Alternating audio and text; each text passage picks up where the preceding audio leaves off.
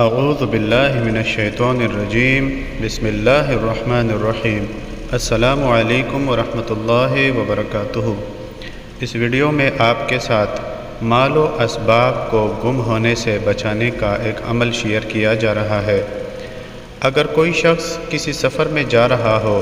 اور اس کے ساتھ اس کا بہت سا قیمتی سامان ہو اور اسے ڈر ہو کہ کہیں یہ مال گم نہ ہو جائے،